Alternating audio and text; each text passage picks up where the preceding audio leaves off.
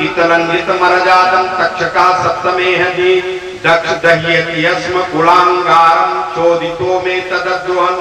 जाओ, आज के 7वें दिन वही सर्प डसेगा और वह व्यक्ति मर जाएगा। फिर वहां से दौड़ता हुआ आया, अपने पिता के पास जोर जोर से रोने लगा। रोने की आवाज जैसे कान में पड़ी, समीप की समाधि भंग हुई, आंखें खुली, बच्चे को रोते हुए देखा। पूछा, बेटा क्या हुआ, क्यों रोते हो? सारा वृत्तांत संगी ने बताया। समीप ने कहा, साप तो नहीं दिया? बोले, वो दे दिया। कहा, तो व्यर्था न हो ये देव ऋषि वाणी, देवताओं की वाणी, ऋषियों की वाणी कभी वृथा नहीं होती है। परीक्षित जैसे विद्वान शासक को आपने साप दिया है, तो जाओ जल्दी उनको संदेशा दिलवाओ, आज के 7वें दिन मर जाएंगे। अब वो अपनी मृत्यु का उपाय करें जिससे उनकी मृत्यु बच जाए। बेचारे वहां से संत को भेजा, संदेशा लेकर के। इधर परीक्षित जी जैसे नगर में प्रवेश करके महल में गए और उस मुकुट को उतार करके रखा, परीक्षित की बुद्धि निर्मल हो गई। उन्हें ज्ञान हो गया, अरे जीवन में पहली बार मैंने इतना बड़ा दुष्कर्म किया, एक संत के गले में मरा हुआ सर्प डाल दिया, कितना बड़ा पाप किया है। अगर वो महात्मा जी मुझे श्राप दे देते तो अच्छा होता। मैं उस पाप का प्रायश्चित तो इसी क्षण करना चाहता हूँ, ऐसा सोच ही रहे थे। तब तक महात्मा जी गए, आवाज लगाई, राजन आपको साप हो गया, आज के 7वें दिन आपको सर्प डसेगा, आपकी मृत्यु हो जाएगी, जाओ उपाय करो। परीक्षित ने उस साप को स्वीकार कर लिया। कहा, महात्मा जी ने मुझे साप नहीं, मेरे ऊपर कृपा करी, अनुग्रह कर दिया। जो मुझे साप दिया उसी क्षण प्रतिज्ञा की, अभी जल भी नहीं पिया था, भोजन भी नहीं किया था, प्रतिज्ञा कर लिया। जिस भूख और प्यास से पीड़ित होकर के मैंने महात्मा के गले में मरा हुआ सर्प डाल दिया, इतना बड़ा पाप किया। जाओ, मैं प्रतिज्ञा करता हूँ, अब ना तो मैं आज से जल पीऊंगा, ना मैं भोजन करूंगा। जो राजपाट जहाँ था, जैसे भी था, उसको वहीं छोड़ दिया, तुरंत वापस हो गए और चल दिए गंगा जी की तरफ, चल दिए, छोड़ दिया सब कुछ। कहा, ये तो प्रभु की कृपा।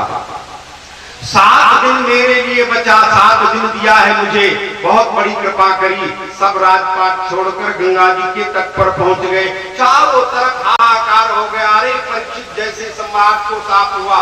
बड़े बड़े ऋषि महात्मा, बड़े बड़े तत्वान्वेषी संतों ने जब सुना कि परीक्षित जी को साप हो गया है, तो सब के सब गंगा जी के तट की तरफ चल दिए।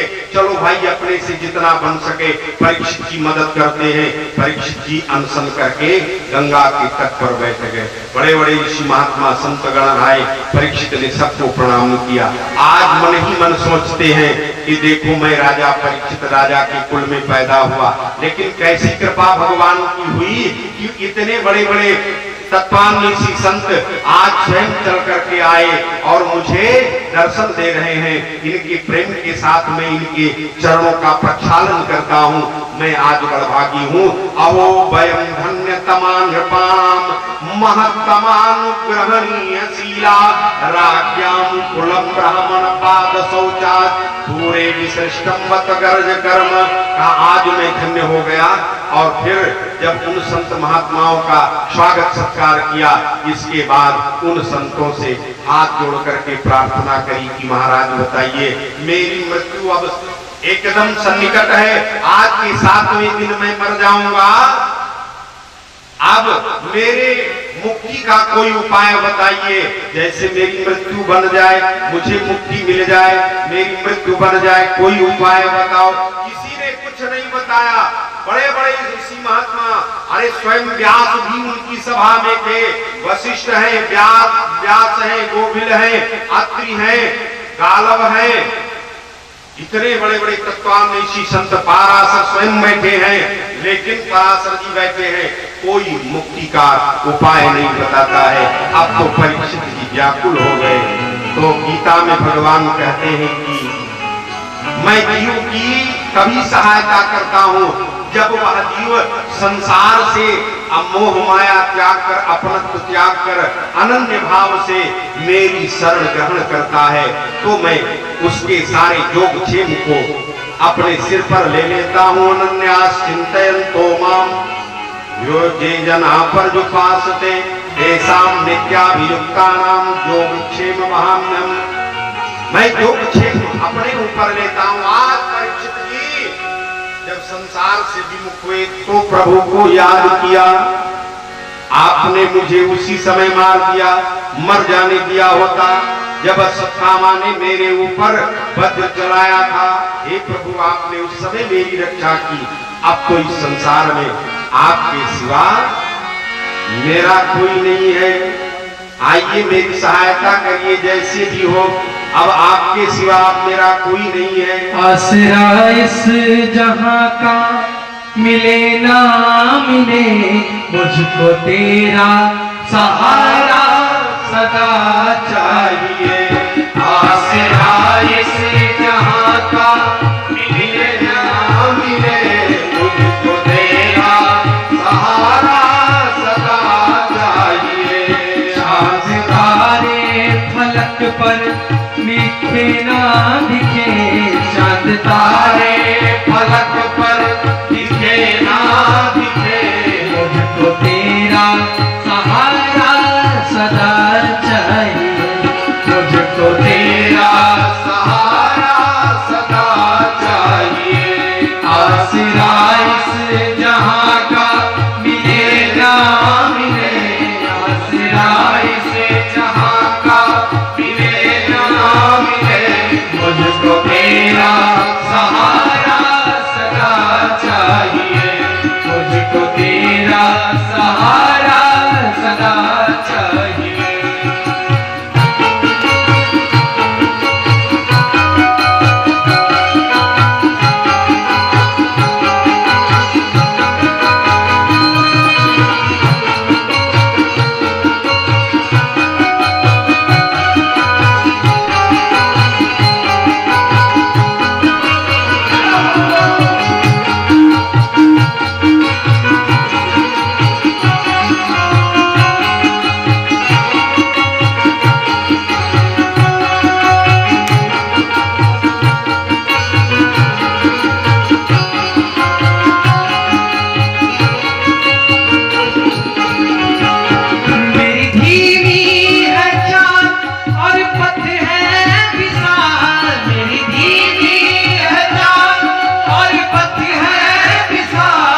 हर कदम पर मुसीबत है, तू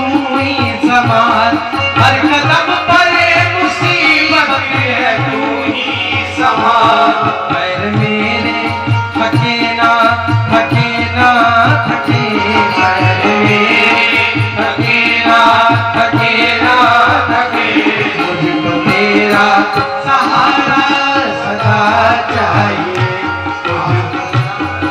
सहारा सदा चाहिए। आसरा इस जहां का मिले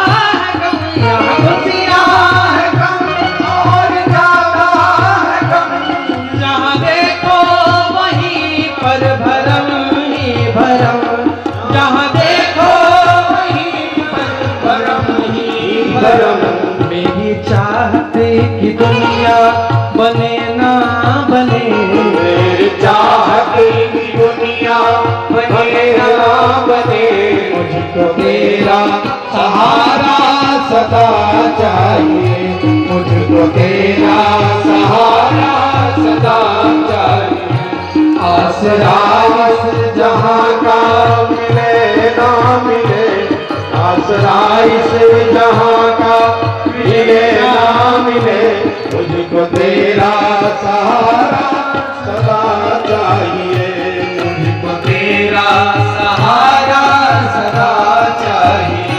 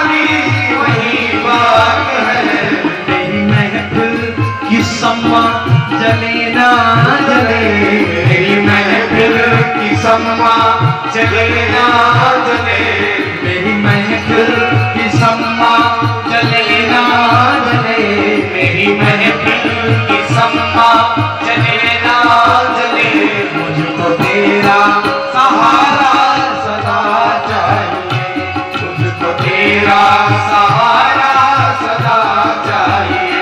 आसरा इस जहां का मिले ना मिले, आसरा इस जहां का मिले ना मिले, मुझको तेरा सहारा सदा चाहिए, मुझको तेरा सहारा सदा चाहिए, मुझको तेरा सहारा सदा चाहिए।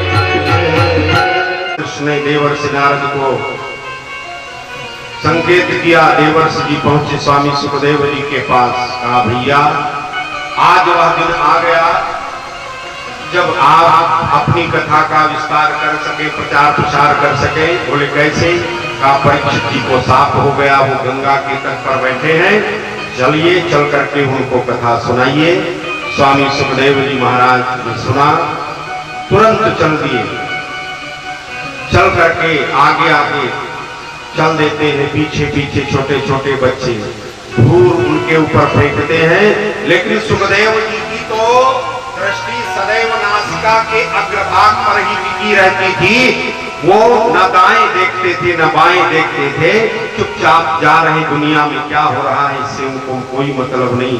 देखते ही देखते एकाएक परीक्षित की सभा में स्वामी सुखदेव जी का आगमन हो जाता है। बोलिए सुखदेव स्वामी भगवान की जय। गंगा के पावन पुलिन पर स्वामी सुखदेव जी का आगमन हुआ। बड़े बड़े तत्वान्वेषी संत वहां बैठे थे, सब उठ करके खड़े हो गए, प्रणाम किया। सबने प्रणाम किया सुखदेव जी को। और जब स्वामी सुखदेव जी को सबने प्रणाम किया तो परीक्षित जी एकदम विस्मय में हो गए कि अवस्था तो एकदम छोटी है, अवस्था एकदम छोटी है। और इतने बड़ी बड़ी अवस्था वाले यहाँ संत वृंद सब बैठे हैं, सब कोई है। और इस छोटे से बच्चे, ये छोटा सा बच्चा जब यहाँ आया और इसके आने पर सब के सब उठ करके प्रणाम करते हैं।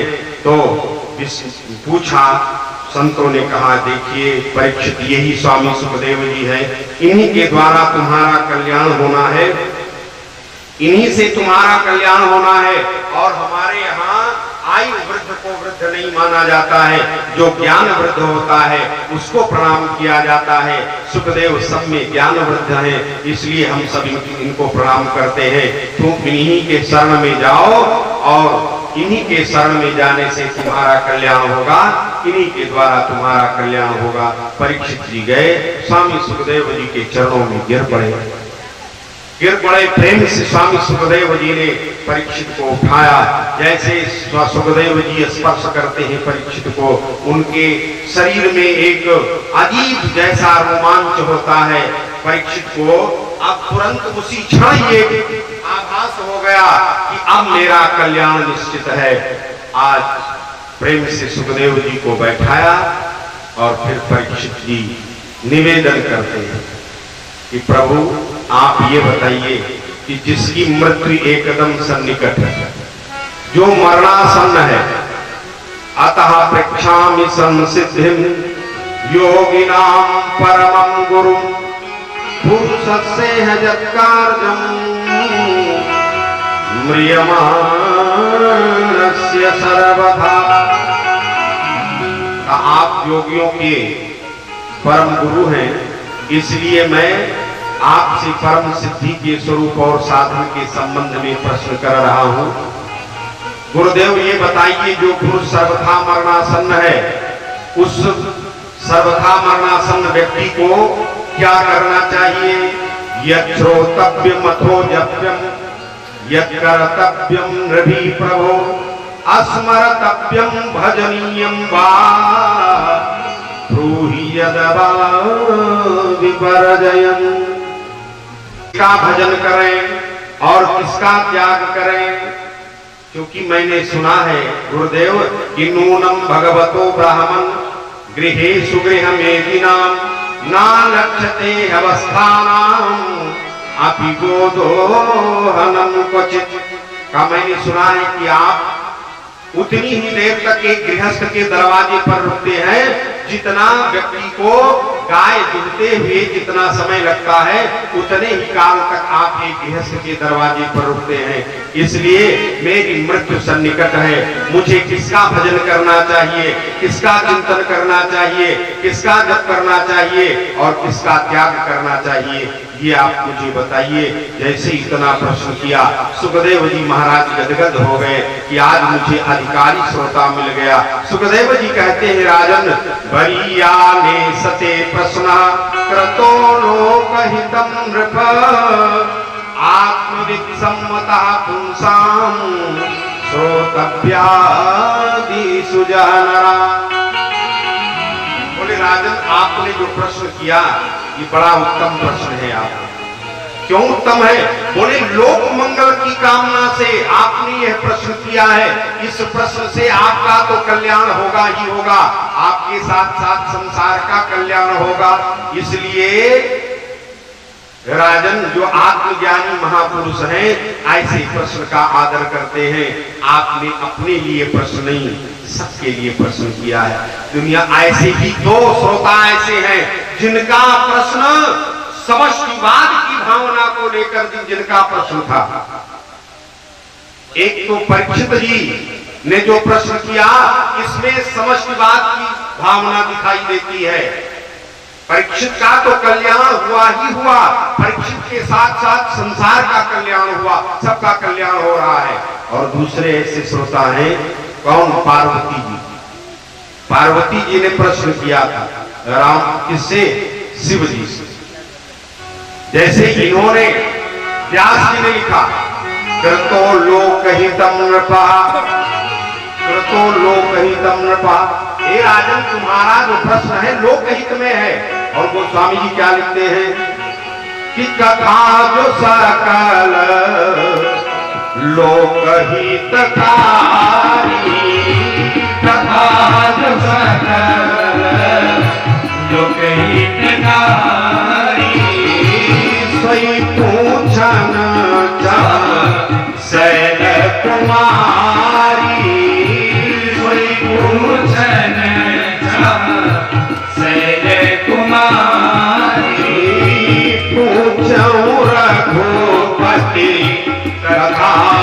प्रसंगा पूछऊं रघुपति कथा प्रसंगा तेरी मूर्ति उतारो है गिरधर तेरी आरती मन में बसाकर तेरी मूर्ति उतारो है गिरधर तेरी आरती मन में बसाकर तेरी मूर्ति उतारो है गिरधर तेरी आरती करुणा करो कष्ट हरो ज्ञान दो भगवन भव में फंसी नाव मेरी तार दो भगवन करुणा करो कष्ट हरो ज्ञान दो भगवन भव में फंसी नाव मेरी तार दो भगवन दर्द की दवा तुम्हारे पास है दर्द की दवा तुम्हारे पास है दर्द की दवा तुम्हारे पास है दर्द की दवा तुम्हारे पास है जिंदगी दया की भीख मांगते दया की भीख मांगते मन में बसाकर तेरी मूर्ति में बसाकर तेरी मूर्ति उतारो है भगवन तेरी आरती उतारो है भगवन तेरी आरती मांग तुझसे क्या यही सोचता भगवन जिंदगी जब तेरे नाम कर दी अर्पण मांग तुझसे क्या यही सोचता भगवन जिंदगी जब तेरे नाम कर दी भगवन सब कुछ तेरा कुछ नहीं मेरा सब कुछ तेरा कुछ नहीं मेरा हाँ सब कुछ तेरा कुछ नहीं मेरा सब कुछ तेरा कुछ नहीं मेरा चिंता है तुझको प्यार की मन में बसा कर तेरी मूर्ति मन में बसा कर तेरी मूर्ति उतारो है भगवन तेरी आरती उतारो है भगवन तेरी आरती वेद तेरी महिमा गाए संत करे ध्यान नारद गुण गान करे छेड़ वीरा वेद तेरी महिमा गाए संत करे ध्यान नारद गुण गान करे छेड़ वीरा भक्त तेरे द्वार करते हैं पुकार भक्त तेरे द्वार करते हैं पुकार भक्त तेरे द्वार करते हैं पुकार भक्त तेरे द्वार करते हैं पुकार दास व्यास तेरी गाए ये आरती मन में बसा कर तेरी मूर्ति मन में बसा कर तेरी मूर्ति उतारो है भगवन